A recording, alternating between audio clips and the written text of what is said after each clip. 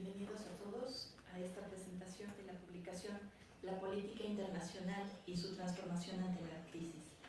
Es una publicación que fue coordinada por la doctora Ana Teresa Gutiérrez del Cid y por su servidora Beatriz Nadia Pérez Rodríguez, en la cual estamos buscando, con la participación de varios académicos de esta universidad, de la UAM Xochimilco y de algunos otros colegas de otras instituciones nacionales e internacionales, para hacer una reflexión de qué es lo que pasa en el contexto internacional. Hemos estado viviendo años muy complejos en los cuales estamos con los efectos de lo que es una pandemia y además con algunas guerras que se han suscitado en el contexto internacional. En particular, esta publicación hace énfasis en una reflexión sobre lo que es la guerra en Ucrania. Esta publicación consta de reflexiones que tienen que ver con temas respecto a hegemonías, quiénes son las principales potencias mundiales, cuáles son los,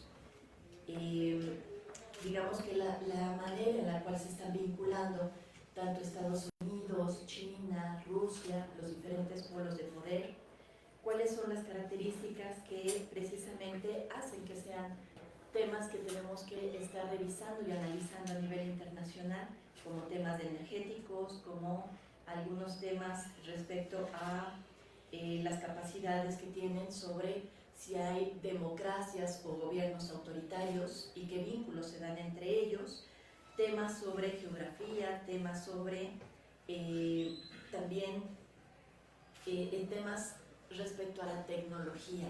Estamos hablando también de una guerra tecnológica que tenemos en el contexto internacional. Para esta presentación tenemos la participación de diferentes colegas, algunos egresados del UAM Xochimilco como Mauricio, la doctora Ana Teresa, que es de casa, y el doctor Roberto Peña Guerrero, que es de la Facultad de Ciencias Políticas y Sociales de la UNAM. Si me permiten, le doy la palabra a la doctora Ana Teresa Gutiérrez del Cid. Gracias. Muchas gracias, maestra Betsy. Beatriz Pérez Rodríguez, nuestra coordinadora del área de política internacional, que ha hecho una labor muy buena, muy eficiente, una labor de que podamos producir anualmente casi 2 libros, imagínense, por año. Esto es un récord.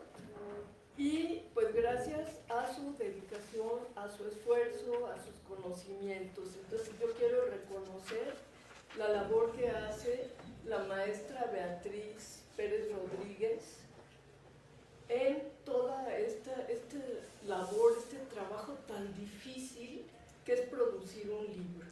Y también pues tengo que decir que en la UAM Xochimilco y en la UAM en general se producen libros porque nuestra tarea es de profesores investigadores y por lo tanto formamos jóvenes científicos, como el caso del doctor Mauricio Esteves Daniel, que es egresado desde la carrera de licenciatura, maestría y doctorado en el área de relaciones internacionales, y su licenciatura es en política y gestión estatal. Así también nos toman en cuenta distinguidos miembros de la UNAM, como el doctor Roberto Peña Guerrero, que nos hace el honor de estar hoy con nosotros, un reconocido académico de la Facultad de Ciencias Políticas y Sociales del Centro de Relaciones Internacionales y director por varios años del posgrado en Relaciones Internacionales.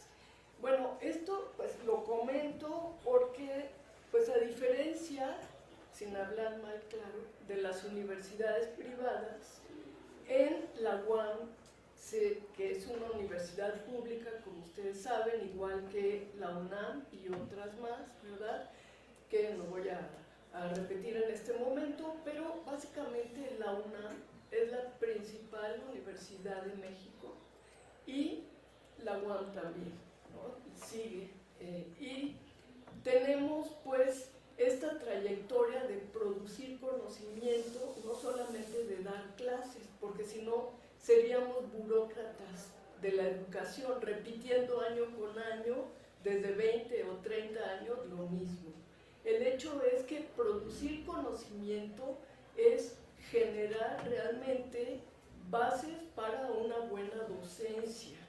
Y en ese sentido, pues el libro que hoy les presentamos es, como ya decía la maestra Beatriz, ¿qué está pasando en el escenario internacional después de la pandemia? Que pues todos la sufrimos, la vivimos, estuvimos encerrados, esto generó enormes problemas para la vida cotidiana, pero para la economía mundial fue terrible.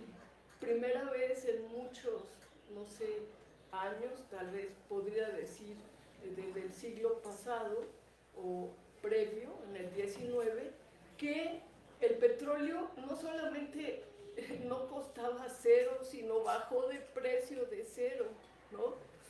Y en este sentido, pues hubo un problema tremendo, sobre todo para los países petroleros, pero posteriormente, ya después de la pandemia, lamentablemente empezó un problema en Ucrania con Rusia, y este problema, pues pensábamos que iba a durar muy poco y duró 2 años y sigue vigente, ¿no?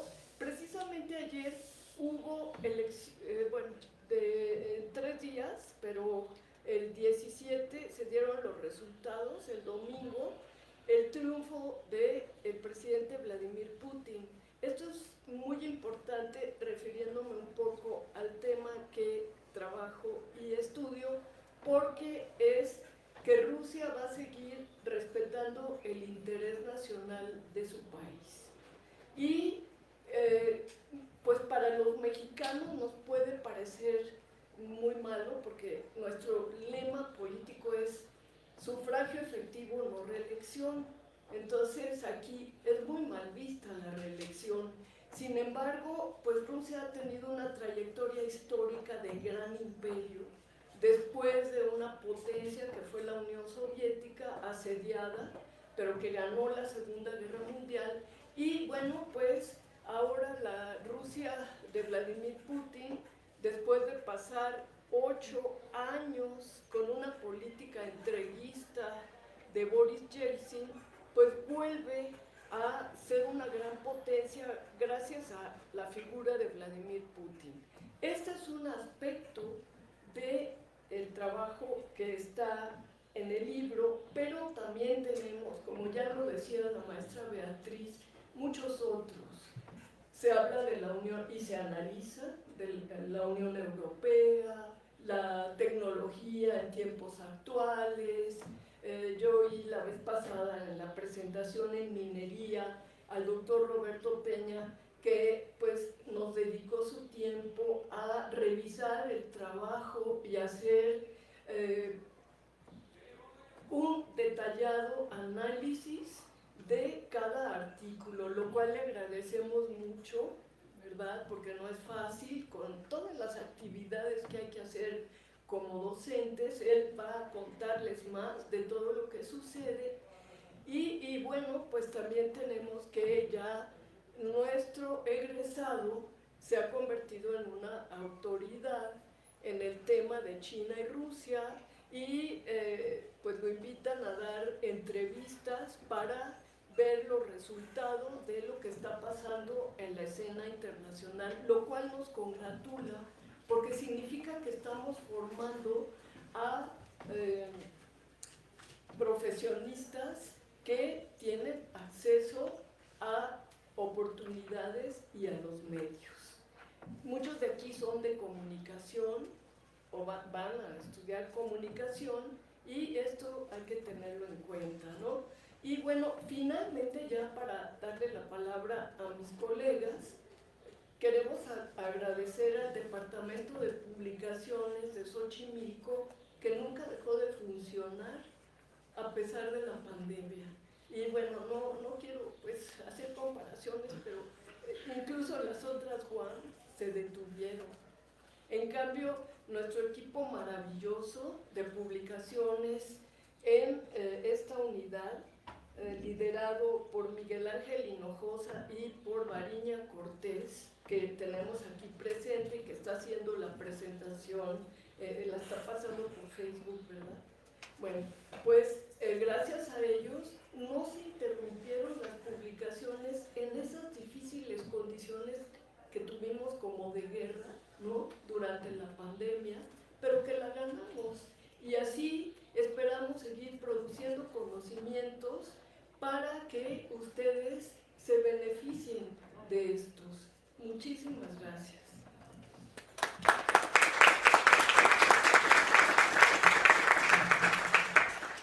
Le doy la palabra a Mauricio. Hola, ¿qué tal? Pues muy buenos días. Muchas gracias, doctora, por sus palabras. Pues siempre es una responsabilidad mayor, ¿no?, cuando se expresan así, pues el trabajo que he podido realizar. Entonces, bueno, trataré de explicar algunos puntos que tienen que ver con el texto y también de algunas cuestiones que estaba mencionando la doctora Gutiérrez del CID para darle seguimiento. Trataré de ser breve. Pues en primer lugar, siempre es un gusto estar en casa. Como ya se señaló, yo soy egresado de esta universidad, tuve la fortuna de cursar la licenciatura, la maestría y el doctorado. La universidad para mí siempre ha sido muy generosa, me ha apoyado prácticamente en todos los proyectos que he emprendido de la mano de esta institución, y por supuesto que he contado con el apoyo de tan distinguidas personas como son la doctora Gutiérrez del CID y la profesora Beatriz Naria, que también me ha acompañado en todo este camino. Entonces, bueno, es para mí un honor volverme a presentar aquí con ustedes. En efecto, nuestra universidad es una gran casa de estudios, pero sobre todo de investigación, una investigación abierta y crítica a la discusión constante de los problemas actuales. Y definitivamente este libro tiene que ver justo con estos puntos. Como se señalaba, se abordan dos problemáticas fundamentales acá. La crisis de COVID-19, que nosotros abordamos, vivimos en carne propia de diferentes maneras, pues a algunos les costó el trabajo, a algunos los estudios. Fue una situación bastante complicada. Nosotros lo tratamos de abordar desde el punto de la política internacional y de la economía internacional para tratar pues, de comprender qué fue lo que sucedió y cuáles son las implicaciones que ha tenido para el mundo y particularmente para nosotros este tipo de problemáticas. Por otro lado, también se plantean, si bien no de manera clara, por ejemplo en el título, pero sí de alguna manera dentro de los capítulos que se van desarrollando a lo largo de este trabajo, una perspectiva de transformación del sistema internacional. Y también quiero decir que esta universidad ha sido pionera en eso, ¿no? Hace 10 años aproximadamente, cuando entré a la maestría, cuando me postulé, siquiera la maestría, yo me presenté con un trabajo sobre multipolaridad, y ese tema fue bien recibido por el claustro académico de la maestría de Relaciones Internacionales, cuando se trabajaba realmente poco estas perspectivas, cuando Rusia además se veía a lo mucho como una especie de gasolinera con armas nucleares. Evidentemente estoy exagerando esta perspectiva, ¿no?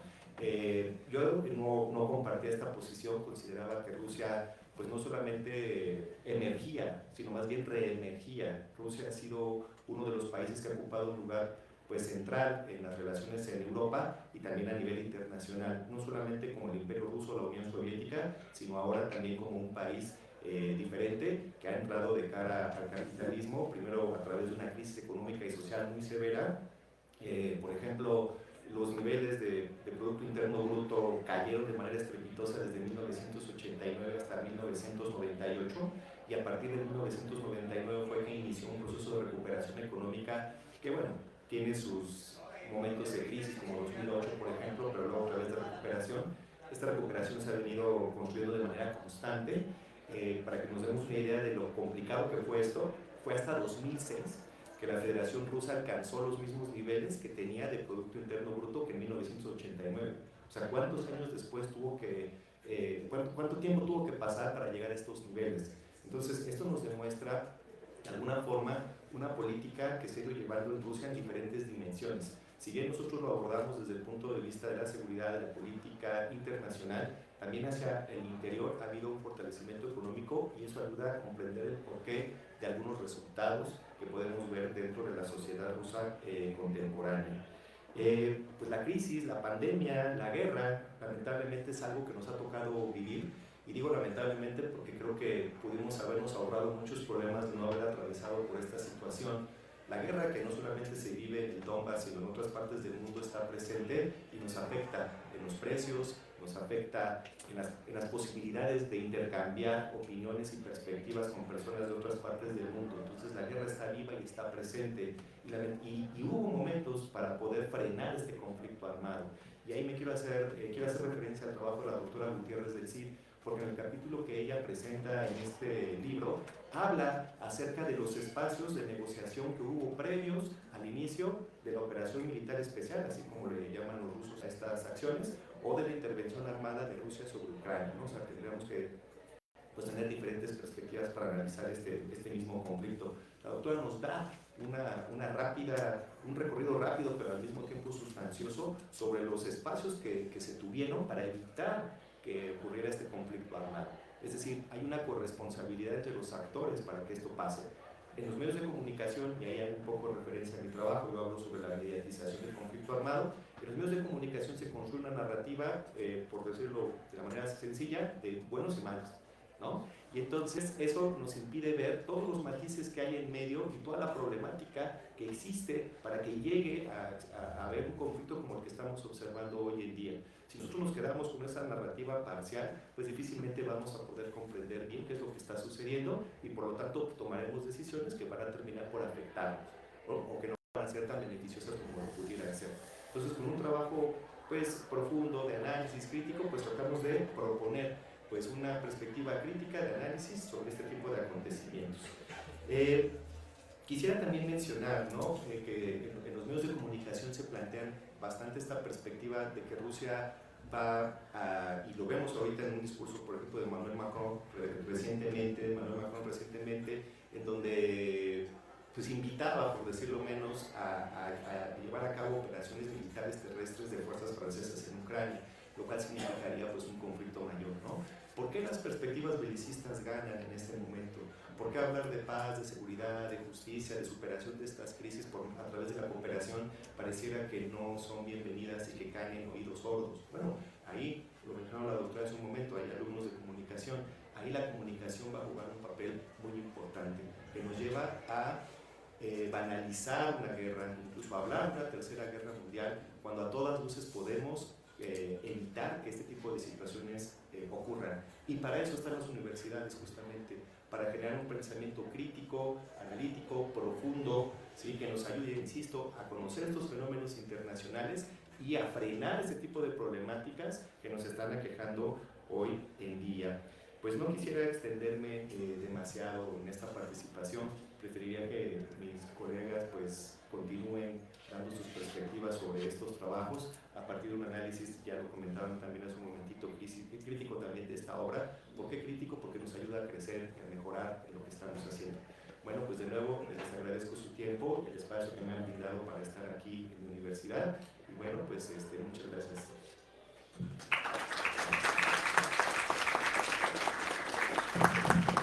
Muchas gracias.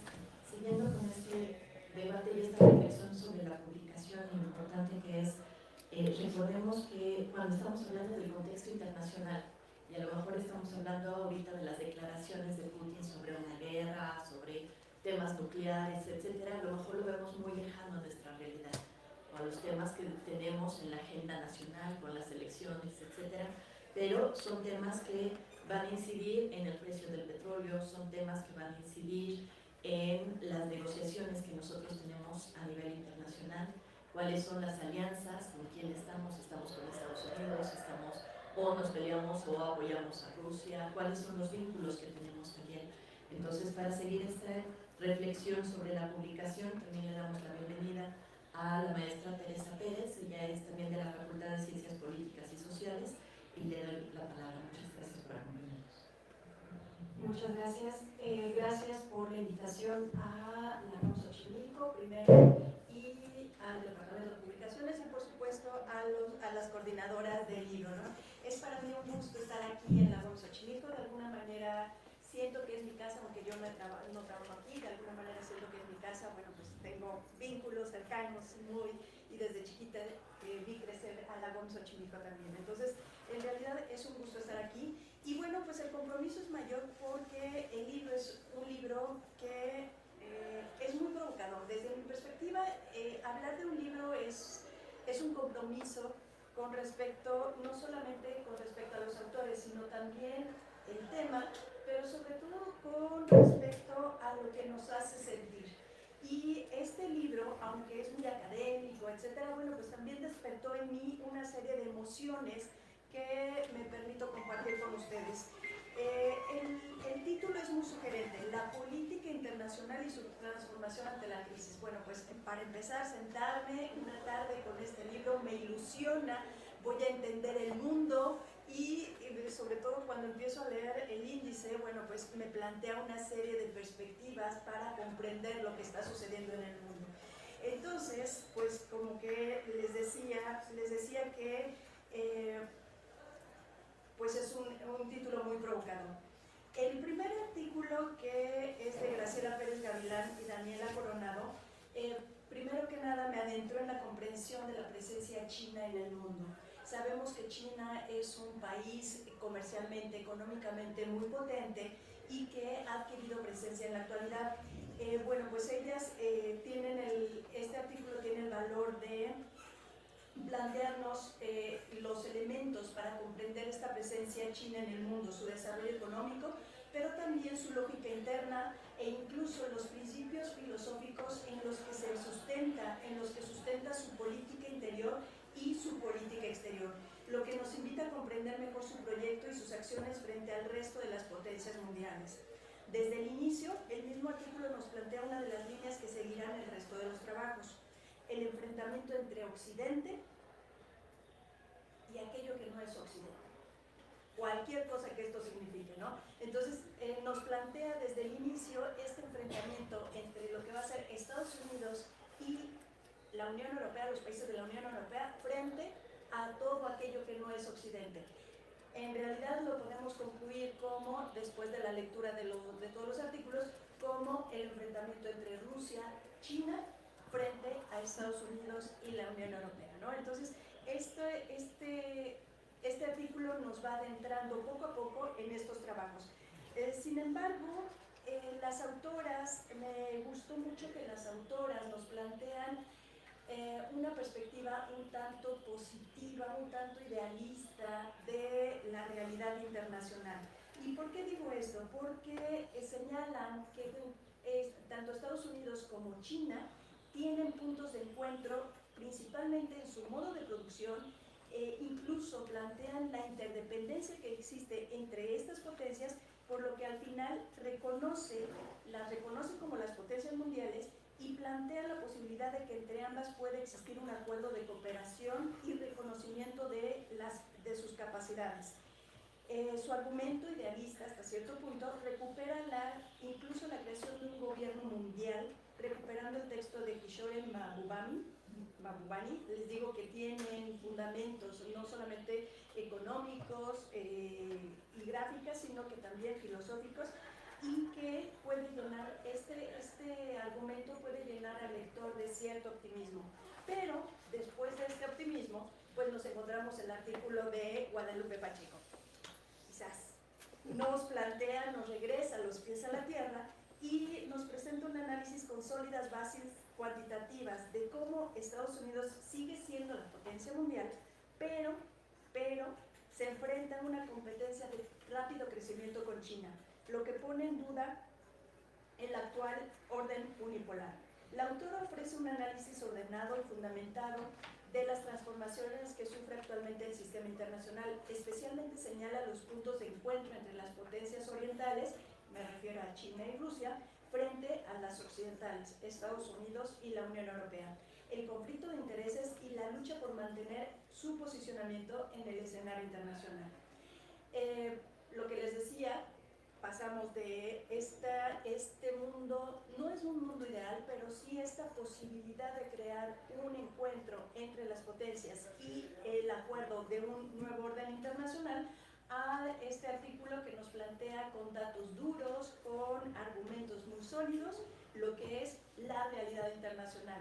Y regresa a que Estados Unidos sigue siendo esa potencia mundial, esa hegemónica en varios aspectos, a pesar de su déficit comercial, ¿no? Guadalupe Pacheco nos plantea este escenario y nos presenta nuevos retos, en el que se va a adentrar el siguiente autor, el siguiente artículo de José María Peredo, que desde mi perspectiva es un artículo muy interesante porque nos remonta o nos remite a la democracia. Si bien la lucha a nivel internacional tiene que ver con un enfrentamiento económico, tecnológico y de poder, también Peredo nos plantea esta disputa entre lo que serían las democracias liberales y este nuevo formato que predomina, o estos regímenes que predominan en las potencias orientales, que se ha dado a llamar como democracias iliberales, aunque, bueno, pues con la reciente reelección de Vladimir Putin, bueno, pues ya de aquí a 2030, Putin, bueno, pues ya va a sumar no sé ya cuántos años en el poder, bueno, que nos plantea, bueno, ¿qué es lo que esperamos? Xi Jinping también, la organización china nos plantea, bueno, pues una organización muy centralizada en una sola persona, etcétera, etcétera. Entonces, Peredo nos regresa precisamente a esta discusión de qué es la democracia. El autor nos remite a, desde las polis griegas, pasando por la conformación de la adaptación de la democracia después de la Primera Guerra Mundial, los 14 puntos de Wilson, Alexis de Tocqueville, etcétera, etcétera, y cómo nos va llevando de cómo la democracia de las polis griegas se trata de llevar a lo internacional. Pero por supuesto, tal vez por cuestiones de tiempo, tiene un final un poquito abrupto y al final nos plantea de manera muy rápida y muy somera como una especie de el enfrentamiento que se plantea en la actualidad. Analiza la creación de las narrativas antidemocráticas occidentales como producto de las crisis que se han vivido en 2008 y después de la pandemia, desde 2008 hasta la pandemia, y la creación de estas narrativas y que se promueven a través de las redes sociales, de las fake news, etcétera, etcétera, ¿no? Pero justamente el autor este artículo nos hace reflexionar sobre qué es lo que concebimos como democracia, cómo nos explicamos el auge de los populismos, cómo nos explicamos esta tendencia a los gobiernos, a las democracias iliberales. Y bueno, de alguna manera nos da un descanso de toda esta dinámica que veníamos viendo con las autoras anteriores, nos plantea una oportunidad para reflexionar sobre qué modelo político por qué modelo político estamos apostando más allá de una lucha de poder, ¿no? Entonces, este es un artículo que personalmente me gustó mucho, me hizo reflexionar y me dio un respiro para después continuar con artículos que van a versar más sobre el posicionamiento de Rusia y el conflicto al que se enfrenta, porque ahí la doctora Ana Teresa nos plantea una revisión muy detallada de la explicación del por qué la invasión de Rusia a Ucrania. Ella fundamenta desde una perspectiva, por supuesto, con un gran conocimiento tanto del país, del sistema político, de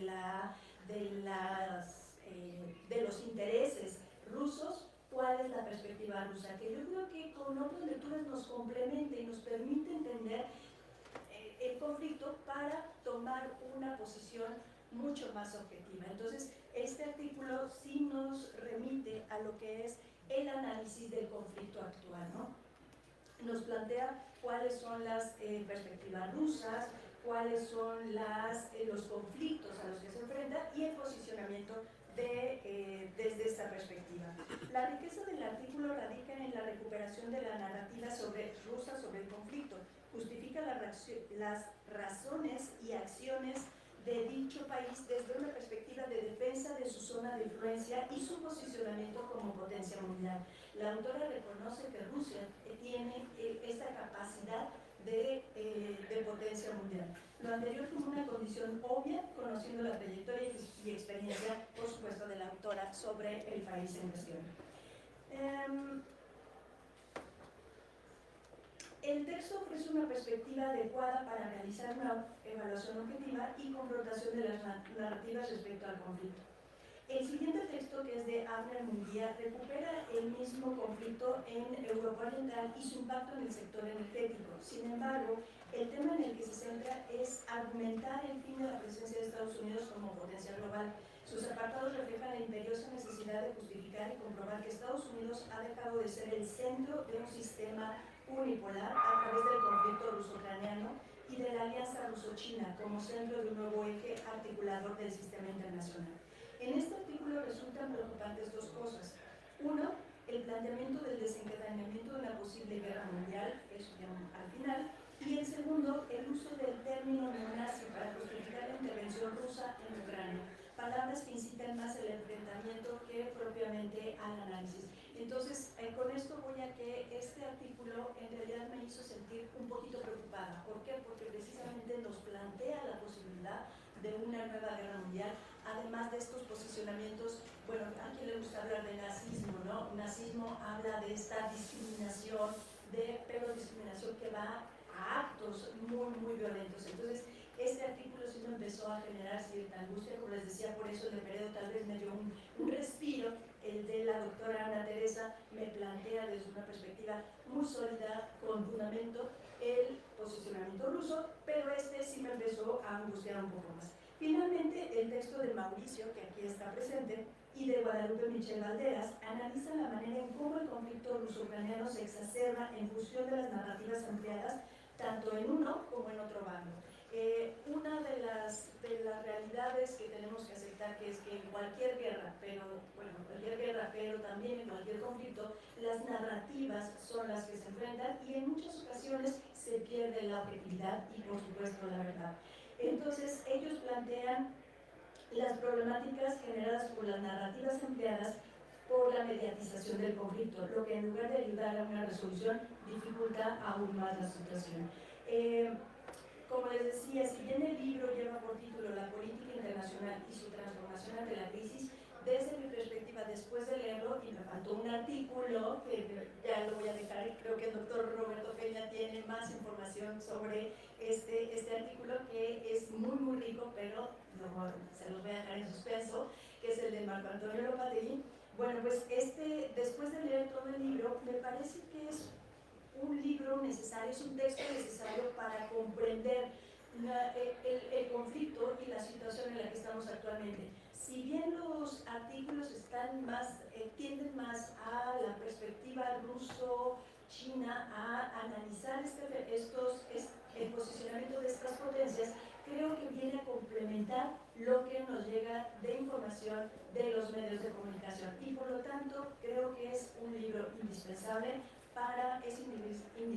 su revisión para comprender la realidad mundial y poder plantearnos una perspectiva objetiva de los conflictos en los que actualmente nos estamos situando, a los que estamos enfrentando, pero por supuesto tener mucho cuidado con lo que se nos está, la situación que estamos viviendo. Ya lo decía la maestra Beatriz Pérez, que bueno, pues tenemos por un lado las declaraciones del presidente ruso con respecto a su disposición para utilizar las armas nucleares, la perspectiva, el conflicto en Medio Oriente, que sabemos que es un polvorín, y bueno, la situación en realidad no está tan fácil. Y este libro nos permite analizar aquellas áreas que nos pueden ayudar, que representan focos rojos de alerta y nos llaman a el análisis de una realidad compleja, de una realidad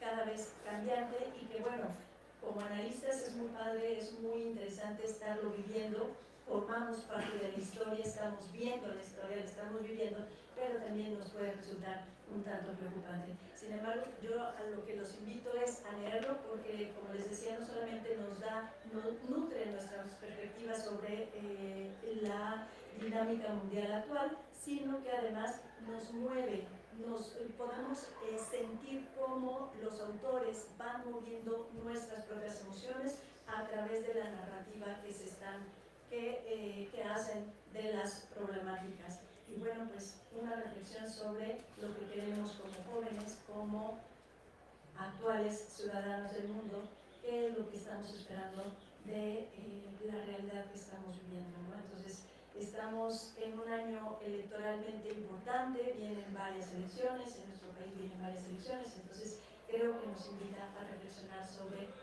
lo que podemos esperar para un futuro no tan lejano, ¿no? Muchísimas gracias.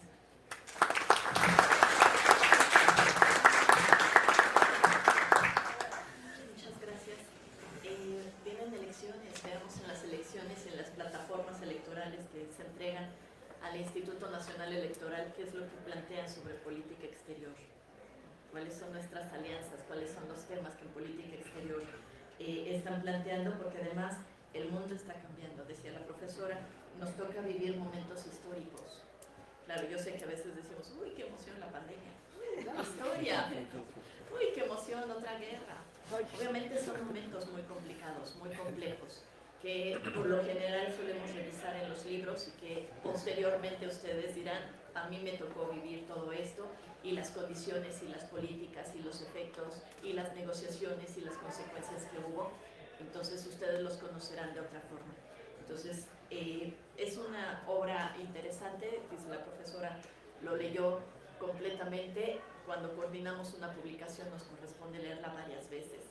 Y la verdad es que les puedo decir que está en un lenguaje muy amable, muy sencillo, se lee muy fácil, se entienden muchas cosas y además está fundamentado también muchos de estos artículos con los datos, con las cifras, con las estadísticas, para poder decir cuáles son las condiciones que están fundamentando para establecer las hipótesis de cada uno de ellos. Sin más, le doy la palabra al doctor Roberto Peña Guerrero. Gracias.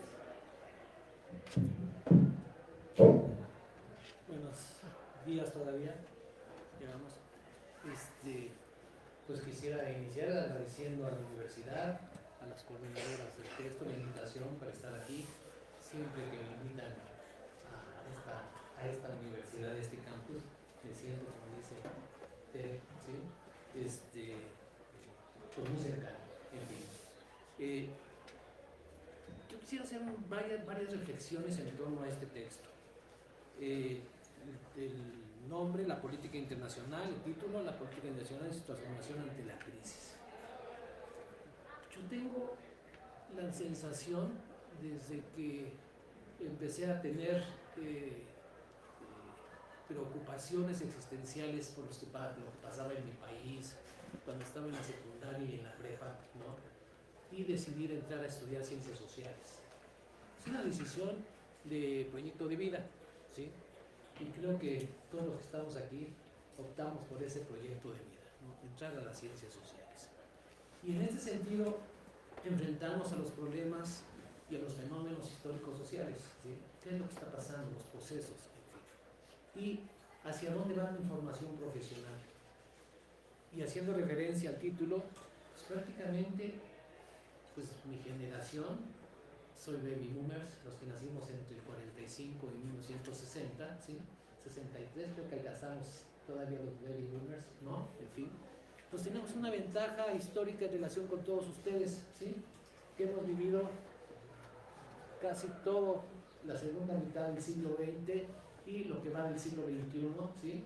Ya en términos de una experiencia existencial. Y siempre se habla de crisis. Pero mis padres también vivieron la Segunda Guerra Mundial, ¿sí? Mis abuelos, obviamente, la Revolución Mexicana, la Primera Guerra Mundial. Y uno va haciendo una recapitulación y siempre estamos en crisis. Siempre hay un referente. Yo entré en 1970 a estudiar la licenciatura en la Facultad de Ciencias Políticas y Sociales, ¿sí? Y teníamos ahí presente la escalada, la segunda escalada de Vietnam, ¿no? En fin, con Nixon y Kissinger, etcétera. Y de ahí al real, crisis y crisis y crisis y crisis. Y bueno, realmente, ¿en qué nos formamos los científicos sociales? ¿Sí? ¿para qué vamos nosotros a formarnos profesionalmente? Para ser capaces de hacer análisis diagnósticos, ¿sí?, de los problemas nacionales e internacionales, en todos los ámbitos de las relaciones sociales básicas, ¿sí?, economía, política, cultura, derecho, etcétera, etcétera, ¿no? Entonces, esa es la vida profesional, y cuando me invitan a comentar un texto, ¿sí?, una obra colectiva, siete estudios, ¿no? En fin, ¿qué es lo que hacemos cuando aceptamos un reto, seleccionamos un tema, o nos preocupa un tema, un problema específico? Lo que tratamos de hacer como científicos sociales es un diagnóstico, ¿sí?, del tema que seleccionamos, y lo abordamos. Igual que en las ciencias duras, en las ciencias naturales, ¿no? ¿Qué hace un médico? Pues hace un diagnóstico cuando se acerca ante un problema, le llaman patologías, ¿no? En fin.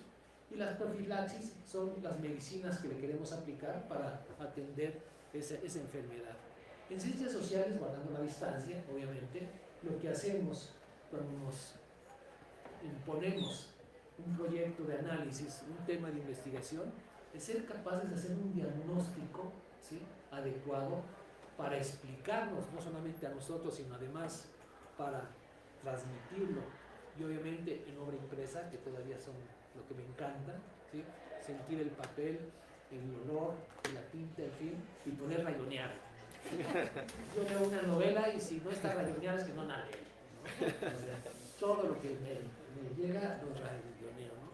Claro, siempre me regaño, pero ¿por qué si no echas a perder los textos? En fin, bueno, pero ya es una cuestión. Pero al final de cuentas, ¿por qué estoy diciendo esto? ¿Sí? Porque su proyecto profesional, su vida al futuro, ¿sí?, es resolver problemas. Hay una discusión en términos de los debates epistemológicos, las teorías de resolución de problemas, no, en fin, pero profesionalmente para eso nos estamos formando, para resolver problemas.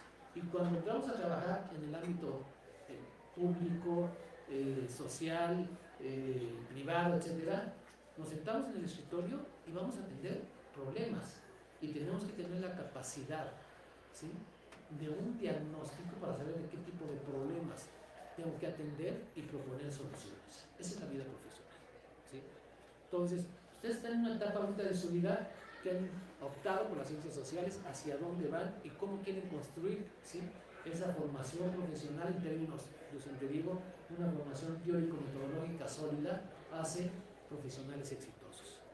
Entonces, cuando nos enfrentamos a la lectura, ¿sí?, que les puedo decir, también lo comenté en la presentación de la Feria de Libros, ¿sí?, cada vez que me invitan a hacer una presentación de un libro, digo, a ver, vamos a ver, además una obra colectiva, donde uno dice, bueno, puede tener que decir cosas bonitas, no, ¿verdad?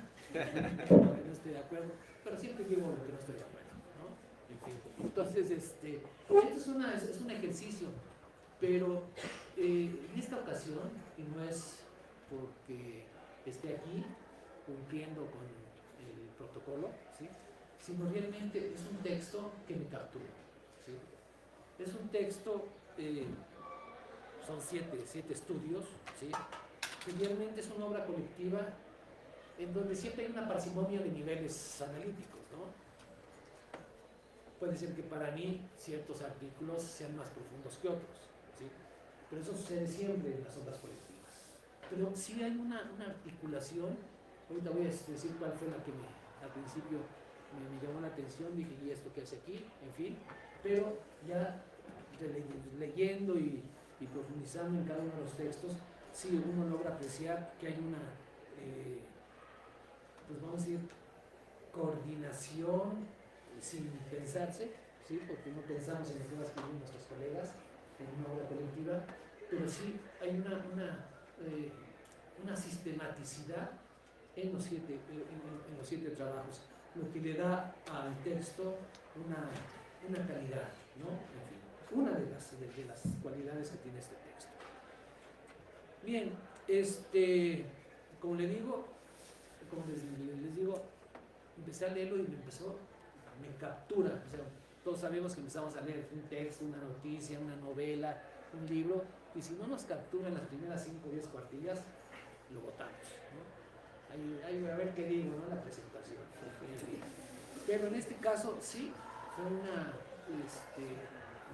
me atrapó, realmente hubo una serie de reflexiones importantísimas, ¿no? Y de una gran actualidad.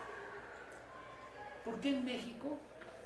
México se ha distinguido como un país pacifista, ¿sí? Porque somos muy buenotes los mexicanas y los mexicanos, ¿sí? ¿No? Porque compartimos 3.100 kilómetros de frontera con la primer potencia militar de la historia de la humanidad, ¿sí? Cualquier iniciativa militarista de los Estados Unidos inmediatamente va a tener repercusiones en la seguridad nacional de México. Y esto es histórico, ¿sí? Perdimos la guerra del 47, que nos quitaron más de la mitad del territorio que le damos a la colonia, etc. Ok, pero realmente compartimos, somos una reserva estratégica para el Comando Norte, pero somos una reserva estratégica para cualquier iniciativa militarista de los Estados Unidos. Somos un país muy pacifista porque siempre estamos atentos a todas las repercusiones que puede tener para nuestro país y nuestra seguridad nacional. Nunca lo van a elevar a nivel de los planes de desarrollo sexenales de este país, que el problema de nuestra seguridad nacional son nuestros vecinos, son las iniciativas militaristas de los Estados Unidos, pero siempre está presente esa situación. Estamos viviendo un momento difícil. Yo creo que estamos viviendo al 19 de marzo del 2024, el día de San José, ¿sí? Los José, en fin, es día nacional en España. Ahí el día del Padre es el día de San José, ahí es más importante que el día de las Madres, en fin. Se paran las actividades en todo el país, en fin. Pero estamos viviendo en este momento un momento realmente muy complicado.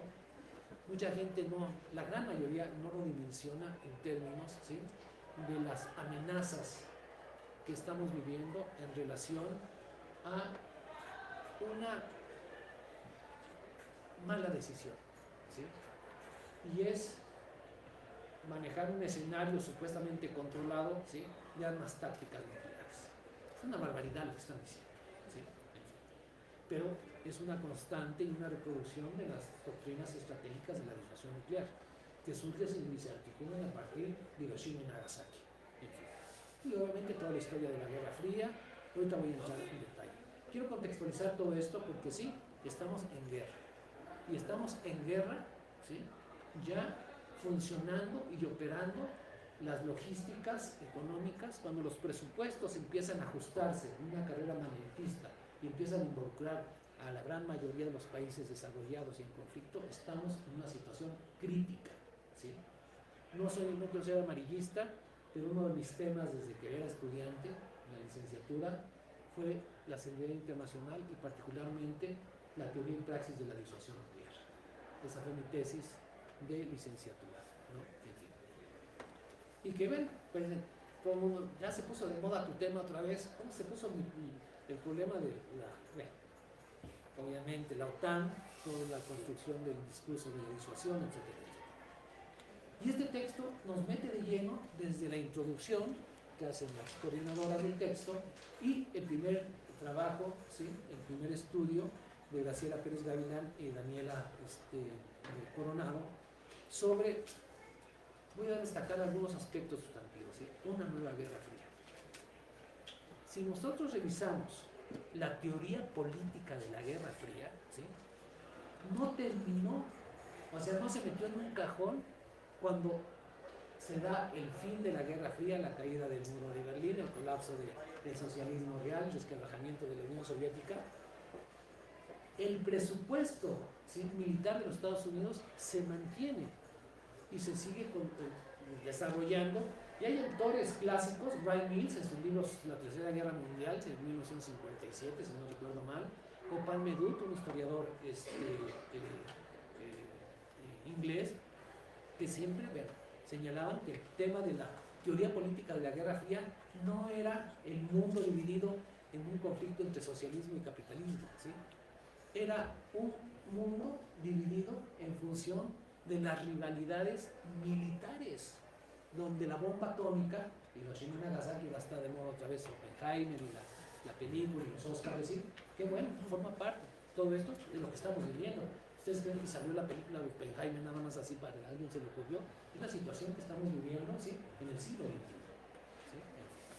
¿Sí? Y obviamente desde el colapso de la Unión Soviética y el proceso de militarización de la frontera rusa. Eso hay que entenderlo, ¿sí? Estaba revisando ahora, empieza uno a sacar todos los artículos y cosas que tiene en su biblioteca, ¿sí? Y me encontré con una revista francesa de 1997, donde dice el autor era el director del presupuesto de la OTAN, ¿sí? Y dice, a ver, en la campaña electoral de la reelección de ya se me fue el nombre, del presidente de los Estados Unidos de los 90, de Clinton, ¿sí? En la campaña electoral de Clinton, de su reelección, habla de la ampliación de la OTAN. Y por lo tanto, casi la OTAN, obviamente, la OTAN es el marco del bloque militar histórico de los Estados Unidos, ¿sí? Es uno de sus instrumentos operativos, ¿sí?, que se construye en el marco de la Guerra Fría, en 1949 surge la OTAN, pero como viene reproduciéndose después de que termina la Guerra Fría, pero la teoría política de la Guerra Fría es las relaciones de poder entre rivales militares, ¿sí? Ahí está la esencia, y ahí está la economía de guerra, ¿sí?, y cómo se ha venido manteniendo y cómo se viene dando en el complejo, obviamente, de la reproducción del propio capitalismo. Hay que entender toda esta dinámica económica.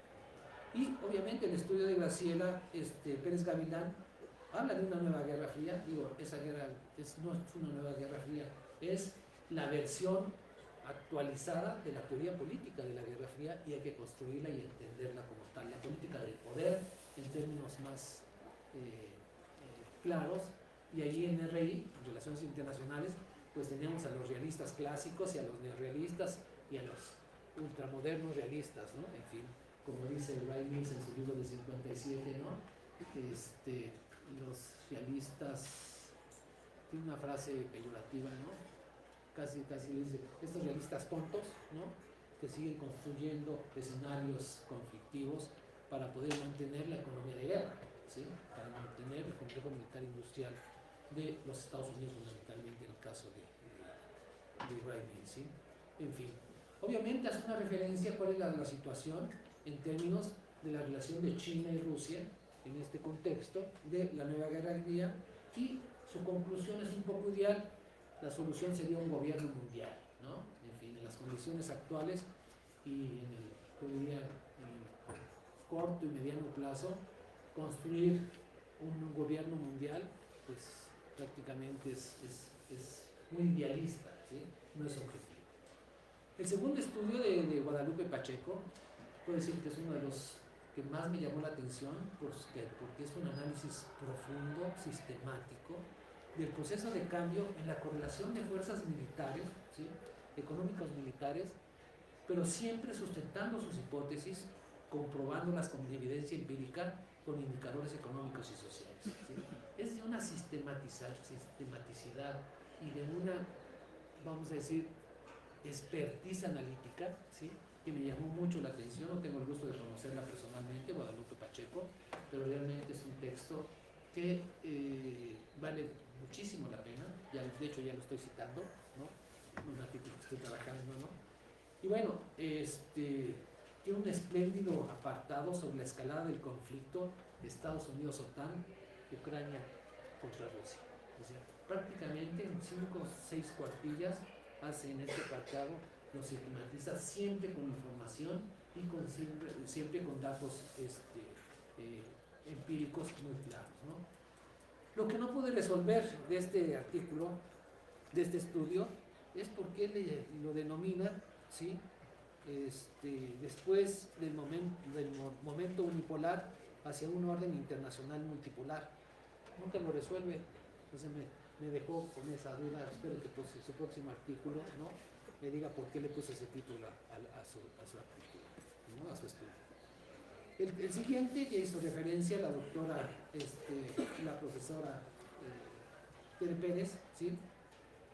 En relación con el texto de José María Peredo sobre evolución de la democracia liberal, capacidades y limitaciones en su papel configurador del orden internacional. Al principio lo empecé a leer y dije, otra vez, con la historia y la narrativa, ¿sí?, de la democracia liberal. Cita, obviamente, a Alexis de Tocqueville y la democracia en América, el clásico de clásicos, en donde, bueno, desde cuando era estudiante era obligado a leer a Tocqueville, ¿no? Que decía, ¿cómo la democracia en América, o sea, el proyecto de la democracia liberal, ¿sí?, en un sistema esclavista? O sea, ¿de dónde viene esa democracia liberal, no? En fin, conocemos la historia del esclavismo en Estados Unidos, en fin. Y bueno, dije, está como rompiendo con la lógica de los artículos, pero lo seguí leyendo, ¿sí? Y realmente me llamó mucho la atención la forma en que va describiendo, hace el recorrido desde la Grecia de Pericles en la Primera Guerra Mundial, ¿sí?, haciendo una especial reflexión sobre la Paz de Westfalia en 1648, que para los internacionalistas es un tema obligado, ¿sí?, el estudio de la Paz de Westfalia, fundamentalmente la lectura de los dos tratados que le dan sentido a la Paz de Westfalia, de la Guerra de 30 años, ¿sí?, en donde surge el primer aspecto del liberalismo o de la libertad de credo, ¿no?, y dejar de estarse peleando entre los cristianos, entre los protestantes y los católicos, ¿sí? Esta parte del libro ya me capturó del texto, y obviamente hace una referencia cómo la democracia liberal ha sido funcional, y eso fue las conclusiones del texto y fue el que más me agradó, ¿sí?, de la reproducción hegemónica de los Estados Unidos. No solamente forma parte del discurso, de la narrativa, ¿sí?, de voy a llevar a la democracia a todo el mundo y a los países musulmanes y en Afganistán y en todos lados, ¿no?, sino prácticamente es como ha sido funcional el discurso, ¿sí?, de esta democracia liberal para la reproducción hegemónica de los Estados Unidos. El siguiente texto, el siguiente estudio es de la doctora Ana Teresa Gutiérrez, ¿sí? Realmente tienen prácticamente un ejemplo de lo que es un análisis integral, ¿sí?, del estudio de los fenómenos internacionales, pero no solamente la forma que ataca la investigación, sino cómo eleva el análisis a proceso histórico, ¿sí? Eso fue lo que más me gustó del texto de la doctora Ana Teresa, ¿sí?, en donde prácticamente hace un ejercicio teórico metodológico de un proceso histórico del conflicto ruso-estadounidense que trasciende las administraciones presidenciales de estos dos países.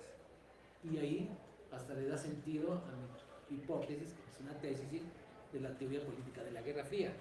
O sea, cómo sigue replanteándose una política de poder, ¿sí?, que surge en los Estados Unidos. La teoría política se inventa en la academia estadounidense, y cómo se va construyendo en el tiempo, y bueno, y cómo la refleja, y en este caso, en el específico del estudio que hace del conflicto ruso-estadounidense, la doctora Gutiérrez del CID.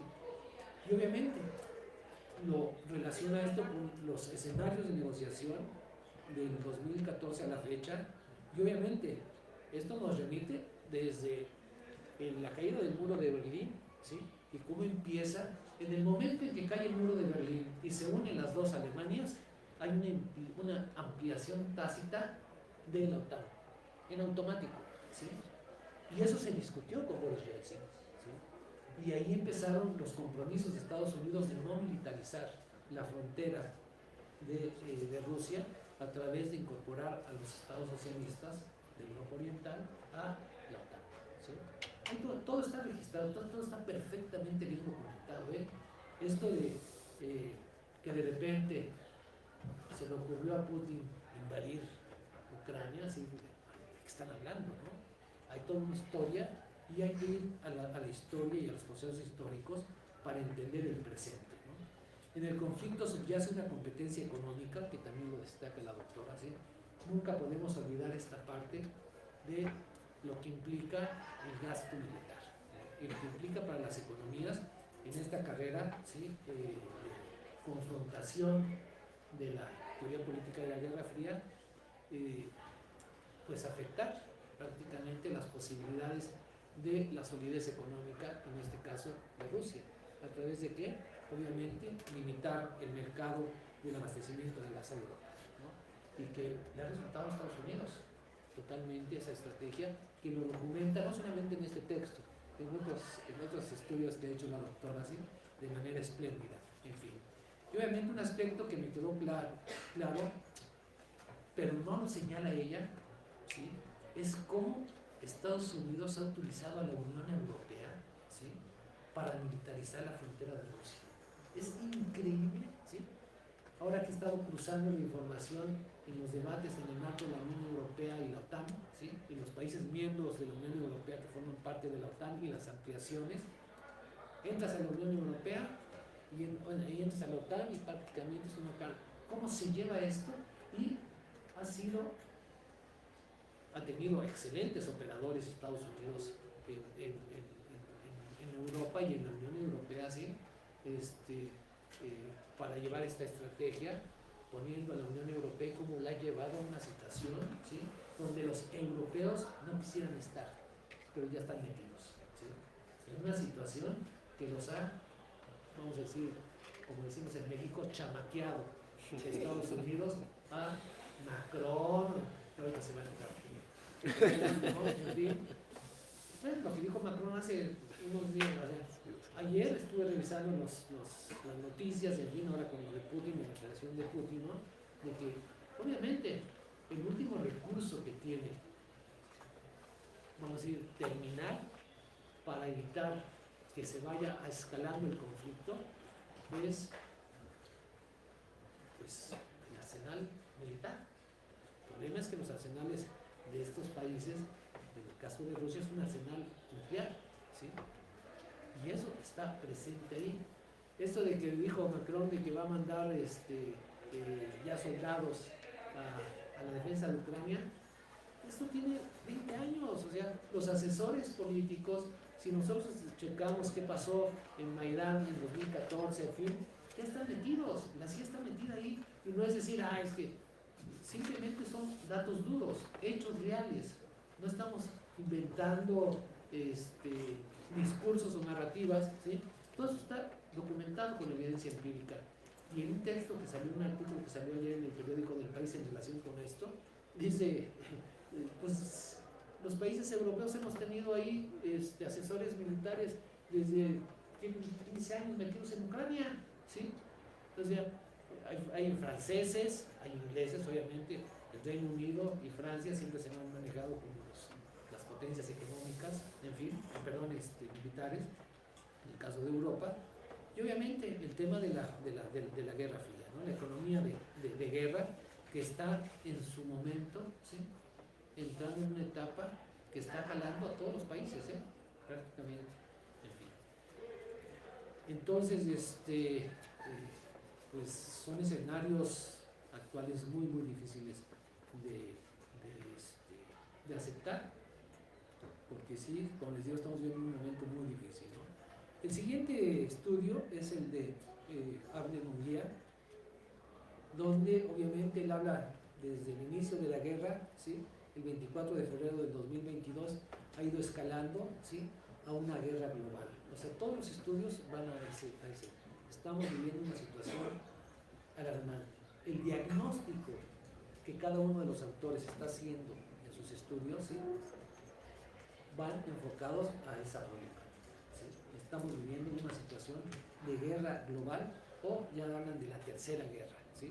Que es despropósito hablar de, o sea, ya lo había dicho Einstein, ¿no?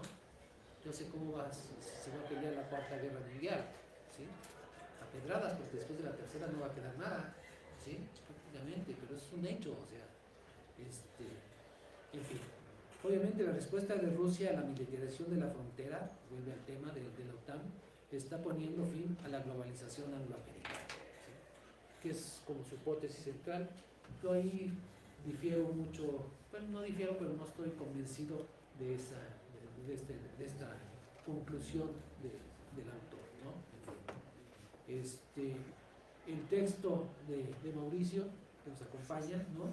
Y de Michel, que tiene que ver con una parte sustantiva de toda esta situación y este escenario que estamos viviendo a nivel mundial, que es las narrativas, ¿sí? La guerra mediática y las narrativas sesgadas, los fake news y la posverdad, ¿sí? Se reproducen en la guerra, pero desde antes de la guerra, ¿sí? Forma parte de la propaganda de siempre pienso en Goebbels, ¿no? Y el partido nazi, cómo se construye desde previo a la Segunda Guerra Mundial, pues toda la propaganda nazi, etcétera, ¿no? Y no sé si ya lo había comentado, ¿no? Algo que no estoy de acuerdo, ¿sí? Llevar a explicaciones como reales, ¿sí? Que la respuesta de Rusia en el caso de Donbass, en fin, después de 14 y Crimea, en fin, o sea, la postura de Rusia, la desnazificación de Ucrania, ¿no? Donbass, ¿no? Y por el lado occidental de Ucrania y Estados Unidos, ¿no? Putin es la encarnación de Hitler y el nazismo. No tiene nada que ver nada el nazismo en esto, ¿sí? O sea, es una historia muy particular. Todo el proyecto del partido nazi, ¿no? Cómo se construye el fascismo, ¿sí? Porque al final de cuentas están hablando aquí de fascismo, ¿no? Y creo que eso pues es un tema a discutirse y analizarse, y está bien planteado en el estudio, que fue lo que me llamó más la atención, o sea, cómo no se podía dejar de lado un debate de esta narrativa que se está dando, ¿no? Aquí la cuestión es si comparto o no, ¿sí? Que realmente se está hablando de la desnazificación de Ucrania, o de que Putin es la encarnación de Hitler y el nazismo. O sea, son cosas totalmente que no, como que si no embonan, ¿no? En fin, para hacer un análisis profundo o más o menos, ¿no? Y por último, el texto de Lopati y Camacho, que el título no tiene que ver nada con el estudio, ¿no? Es los esquemas de cooperación entre empresas, gobiernos y universidades. El caso de la alianza UNAM, Hawái, en un contexto tecnopolar entre China, Rusia y Estados Unidos. Cuando yo leí el texto, dije, a ver, ¿de qué se trata, no? El título, y obviamente cuando empieza uno y dice, ¿dónde está el acuerdo el caso de la alianza UNAM? Creo que le destina 2 cuartillas al final, nada más esto. Pero lo importante, ¿sí? Es el contexto tecnopolar, ahí sí, entre China, Rusia y Estados Unidos. Creo que es un tema que está ahí presente también en todo este contexto de la situación mundial que estamos viviendo, ¿sí? Que es una aportación al análisis de la cancelación, de la correlación de fuerzas internacionales científico-tecnológicas entre los 3 países. Que hay una competencia sistemática que siempre Estados Unidos ha llevado la punta de lanza de las transformaciones científicos tecnológicas cuando hablamos del desarrollo de las fuerzas productivas, ¿no? En fin, en los ámbitos científicos tecnológicos, y la competencia que le está dando China, ¿sí? Prácticamente tiene muy preocupado a los Estados Unidos, ¿no? Y que más que destinarle recursos, ¿sí? Dicen, es que China en los últimos 10 años ha intensificado su incremento presupuestal para el área militar, ¿sí? Pero cuando lo comparamos con Estados Unidos no tiene que haber nada, o sea, la dimensión es 15-1, ¿no? En fin, pero esta parte de atención que le ha puesto China al desarrollo científico-tecnológico, vinculado obviamente al desarrollo económico y al desarrollo militar también, porque el desarrollo militar es donde el área científico-tecnológica es donde más ha tenido en su desarrollo y después se pasa al ámbito social, ¿no? Al ámbito civil. Pues yo concluiría nada más esta reflexión en cuanto a que es un texto que vale mucho la pena. Realmente los estudios son muy atractivos en el sentido de que lo van capturando uno y nos actualizan, ¿sí? Y bueno, siempre decimos como parte del protocolo, debe de formar parte de su biblioteca, ¿no? Pero en esta ocasión sí les recomiendo, ¿sí?, que le den una revisada, ¿sí?, al texto, que lo adquieran, no sé, si hay promociones, ¿no? En fin, pero son 7 estudios que no se lo pueden perder. Además tienen a los autores aquí. Cualquier duda pueden acercarse con ellos, ¿no? O debatir con ellos. En fin, es una ventaja comparada, ¿no?, comparativa, que no tienen otros estudiantes. Pues yo concluyo con esto. Gracias.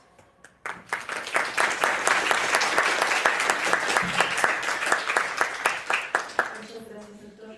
Sí, claro, tenemos siempre promociones, siempre hay descuento del 50% en cualquier presentación de nuestras publicaciones. Decía el doctor, esta parte de somos a lo mejor nosotros muy a la antigüita, de nos gusta tener el libro impreso, de estarlo subrayando, de estarlo, siempre tener tu biblioteca, y cuando dices, híjole, tengo que hacer un trabajo de investigación y dónde encuentro información, y que lo tengas en tu propia biblioteca, siempre es una gran ventaja, chicos, sobre todo para los siguientes trimestres.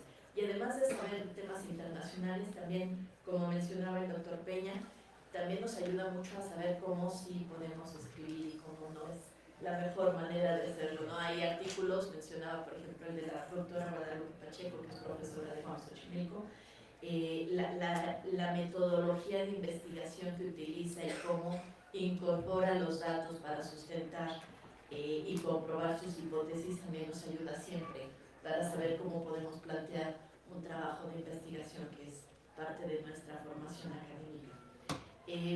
Yo obviamente reitero el agradecimiento a la UAM Xochimilco, al rector, a la doctora Estela Sotelo, que estaba como jefa del departamento cuando se hizo esta publicación, también al área editorial, a Miguel Ángel Hinojosa, ya lo mencionó la doctora Ana Teresa, a Variña, porque realmente es un trabajo muy complicado, chicos. Para sacar estas publicaciones es todo un proceso que tenemos que llevar en nuestra institución, y es un proceso que se hace para ustedes y por ustedes. O sea, realmente es un proceso en donde nosotros estamos haciendo nuestras investigaciones, estamos haciendo todo el proceso para poder que salgan estas publicaciones, pero lo que más nos interesa es que lo lean, que lo citen, que lo cuestionen también. Hay muchas cosas en las cuales se dieron cuenta en las presentaciones de quienes nos acompañan de otras instituciones. Cuando lo empezamos a leer, también empezamos a hacer nuestras propias hipótesis, nuestras propias preguntas. A ver, ¿por qué dice esto? ¿Estoy de acuerdo o no estoy de acuerdo? ¿Y por qué? Y entonces eso nos va dando muchos más argumentos y muchas más herramientas para poder analizar las condiciones actuales que estamos viviendo. El mundo está cambiando, estamos hablando de diferentes polos de poder: China, Rusia, Estados Unidos, Unión Europea, y sobre todo siempre creo que nos queda la duda de ¿y dónde está México? ¿Dónde en todo este escenario está nuestro país? Y a lo mejor decimos, bueno, no somos estas grandes potencias mundiales, pero somos de las principales 15 economías del mundo. Y bajamos, porque éramos de las 10 primeras antes de pandemia. La pandemia tuvo un efecto y obviamente bajamos, pero somos de las principales economías mundiales y tenemos alianzas y vínculos con China, con Rusia, con Estados Unidos y con la Unión Europea. Y si nada más volvemos a ver cuántas personas hay en nuestras embajadas de estas personas, o sea, ¿Cuántas personas están trabajando en la Embajada de Estados Unidos en México? ¿Cuántas personas están trabajando de China en su embajada en México? ¿Cuántas personas están llegando muchísimos de Rusia a México? ¿Cuál es el interés por nuestro país? ¿Qué pasa en nuestro país? La noticia le llama la atención a Estados Unidos porque están llegando demasiados rusos. Tenemos 72 acreditados en nuestro país, cuando en Estados Unidos tenemos 46 y China tenemos 30 y tantos. Entonces, también es una cuestión de por qué están llegando a nuestro país. ¿Cuál es la agenda? Hace mucho frío ahorita, entonces. Porque hace frío, pues, sí, tenemos muy buen clima, y además somos solidarios con ciertas perspectivas ideológicas y demás. Entonces, creo que es interesante analizarlo, ¿no? Nuestro país también tiene un juego en esto y lo hemos visto en la historia. Aunque teníamos Segunda Guerra Mundial, nuestro país en su economía empezó a buscar cuáles eran los mecanismos y cómo se insertaba en ese contexto internacional. En Guerra Fría, cómo se insertaba en esa relación con Estados Unidos. Entonces, también analizar en la actualidad cuáles son estos cambios. No sé si quieran hacer preguntas, comentarios, aprovechen a los autores que están aquí, a los expertos, todos son expertos en temas internacionales, algunos en Europa, otros en temas de teoría, en temas de seguridad, en temas de Rusia, de temas multilaterales, Naciones Unidas, etc. Entonces, si alguien tiene alguna pregunta, adelante, chicos.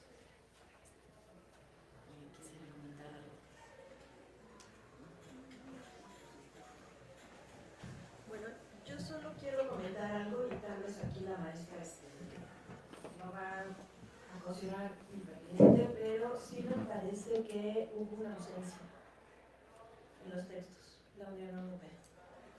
Sí, creo que sí hubo una ausencia ahí porque si bien en los trabajos se aborda el tema de la Unión Europea, me parece que la Unión Europea es un actor central, está en medio de este conflicto de alguna manera.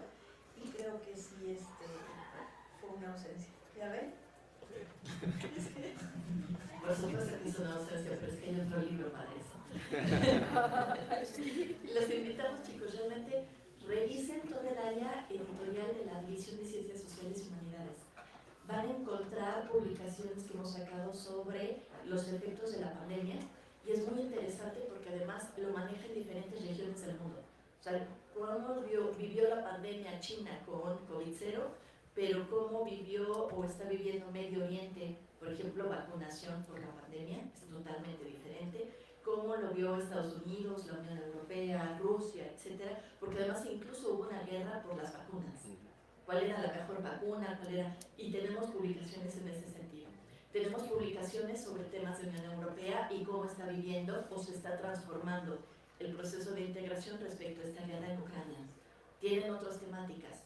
¿Por qué? Porque hubo crisis de refugiados ucranianos que llegaron a Europa, porque hubo condiciones económicas por los energéticos que dejaron de comprarle a Rusia, porque tiene obviamente este incremento en el gasto militar, porque tiene la guerra dada. Entonces también hay una publicación en ese sentido.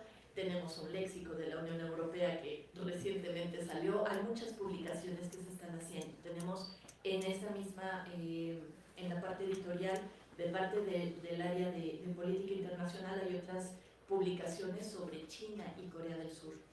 ¿Por qué? Porque es otro polo de poder que tenemos que analizar. Hablamos mucho de la fortaleza económica de China, bueno, pero ¿cuáles son los vínculos con toda la región de Eurasia?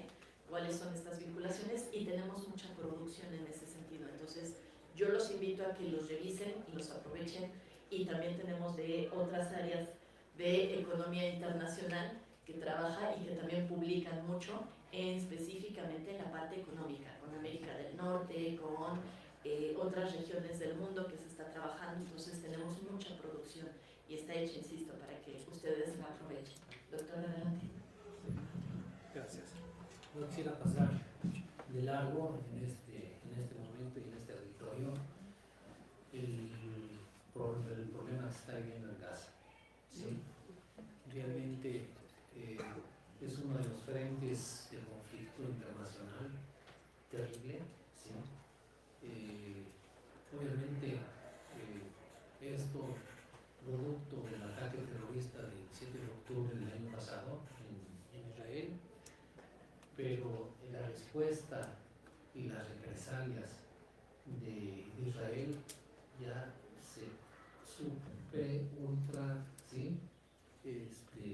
Desbordaron, están llevando a cabo un genocidio del pueblo palestino, ¿sí? Es un proceso histórico donde el terrorismo de Estado, ¿sí?, que ha llevado a cabo Israel durante los últimos 60 años de expansión territorial y de expulsión de los palestinos, está documentado, ¿sí? Pero lo que ha pasado en los últimos meses, en el caso de Palestina, realmente es uno voltea a ver la guerra ruso-ucraniana, ¿sí?, y el desplazamiento y la situación que están viviendo los palestinos, pues no tiene comparación, ¿eh? Realmente se está viviendo una situación de extrema delicadeza. La gente se empieza a morir de hambre, ya no de bombas, ¿no? En fin, en donde Estados Unidos está entrampado, la comunicación que tuvieron ayer Netanyahu y Biden, ¿sí?, donde Netanyahu sigue con su postura de hasta que extermine a Hamas. Hamas nunca va a poder exterminar, forma parte del ADN de los palestinos y la respuesta histórica que ha tenido, ¿no? En fin. Entonces, realmente hay muchas dudas en relación de hasta cómo, ¿sí?, se llevó a cabo ese acto terrorista del 7 de octubre y la salida a la luz que Israel financiaba a Hamas, ¿no? Pero no es documentado.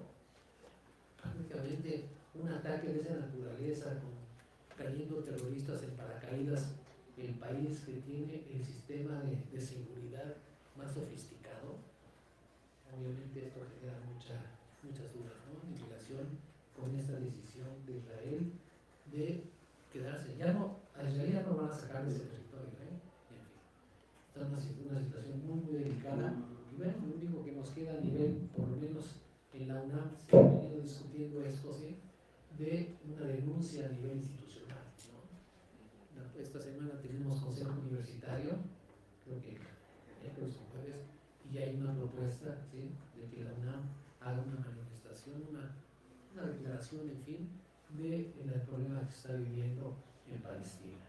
Pero no quería dejar de pasar este asunto que forma parte de los frentes conflictivos de la guerra, ¿sí?, en que ya estamos inmersos, pues, prácticamente, pues, todos los que poblamos este planeta. Gracias. Bueno, si les parece bien, para cerrar también los invitamos a que sigan atentos a estas temáticas. Vamos a tener algunos eventos en mayo sobre la guerra de Ucrania, en septiembre sobre el conflicto en Medio Oriente, y también en octubre vamos a tener un evento sobre populismos y autoritarismos, que también creo que es interesante, sobre todo para los de política y gestión. Son temáticas que después pueden seguir trabajando. Y bueno, pues, compren el libro. Muchas gracias a todos por acompañarnos. No compren, léanlo. Creo que funciona. Sí. Bueno, aprovecho también, bueno, con esto que dijo el doctor Roberto, realmente es cierto, ¿no? Francamente, lo que está sucediendo en Palestina es increíble que suceda en el siglo XXI, pero además se parece mucho a antes de la Segunda Guerra Mundial, cuando los nazis se adjudicaban el derecho de decir qué pueblo era el que debía sobrevivir, el que tenía derecho a la vida. Con ese pretexto invadieron Polonia, la Unión Soviética, cuando estaba junta Rusia con otras 14 repúblicas, y masacraron simplemente en la Unión Soviética 27 millones de personas, murieron en la guerra, entre militares y civiles. Entonces ya se había llegado al consenso en la ONU, ¿no?, de que todos los pueblos eran iguales, de que todos merecían la paz. ¿Y cómo es posible cuando vemos documentales sobre los israelitas y jóvenes que dicen no, hay que matar a todos los palestinos y desde niños para que no crezcan y se vuelvan guerreros de Hamás. Uy, y además ellos fueron víctimas del Holocausto. ¿Cómo es posible, no, que esto suceda? Entonces, sí, pues realmente lo que dice el doctor Peña sí es muy preocupante porque estamos viviendo como en una época previa a la Segunda Guerra Mundial. Claro, ahora las armas nucleares, espero, evitarán el que haya una conflagración total, porque esto sería, como ya lo dijo también, el fin del mundo. Pero, pues, prácticamente hay una indiferencia a lo que está sucediendo en Palestina, ¿no? Aunque el domingo hubo una manifestación acá en Reforma de mexicanos contra lo que hace Israel en Palestina. Eso hay que tenerlo en cuenta, ¿no? Pero qué bueno que van a hacer esto a nivel institucional, que la UNAM se manifieste, porque no puede ser que se esté matando así a seres humanos. La última, bueno, hasta donde estoy enterada, el último acontecimiento donde iban palestinos civiles, no militares, a recibir ayuda humanitaria, aprovecharon para atacarlos las fuerzas militares israelíes. Y esto es contra las convenciones que se tomaron después de la Segunda Guerra Mundial de no atacar civiles. Y se dio esta masacre y la mentalidad de los israelitas, no de todos, no quiero generalizar, también hay gente humanista que dice que esto es una masacre, pero hay gente que dice sí, como les decía, que los maten, ¿no? Y esto es verdaderamente preocupante, que esta visión de supremacía racial empiece nuevamente a surgir.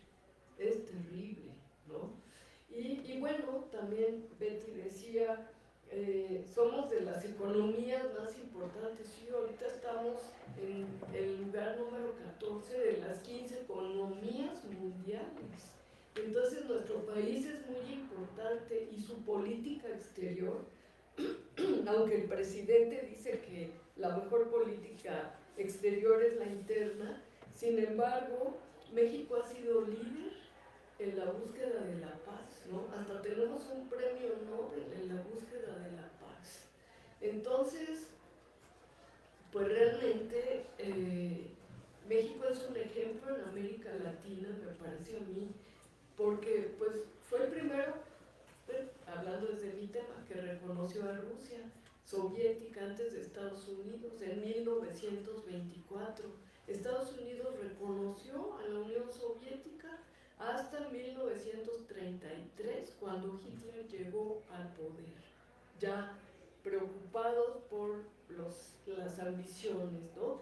Entonces, bueno, creo que es muy importante conocer nuestra política exterior y darle el peso que tiene. México es un país verdaderamente amigable, ha recibido exiliados políticos desde los 50, si no me equivoco, siempre ha abierto la puerta, no antes, ¿verdad? Con la guerra española, cuando cayó la República y vinieron muchos exiliados españoles, y bueno, eso ha sido una constante de nuestra nación, un pueblo muy amigable, muy hospitalario y que acoge a la gente, ¿no? Bueno, y no sé, como ya todos participaron, pues también se termina. Pues muchas gracias, doctora, por cederme la palabra. Pues nada, solamente agradecer que hayan estado acompañándonos en esta presentación del libro, retirar la invitación a que pues sigan leyendo.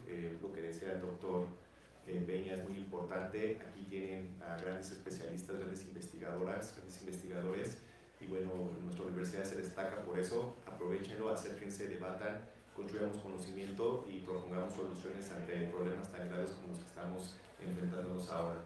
Y bueno, de mi parte sería todo. Gracias.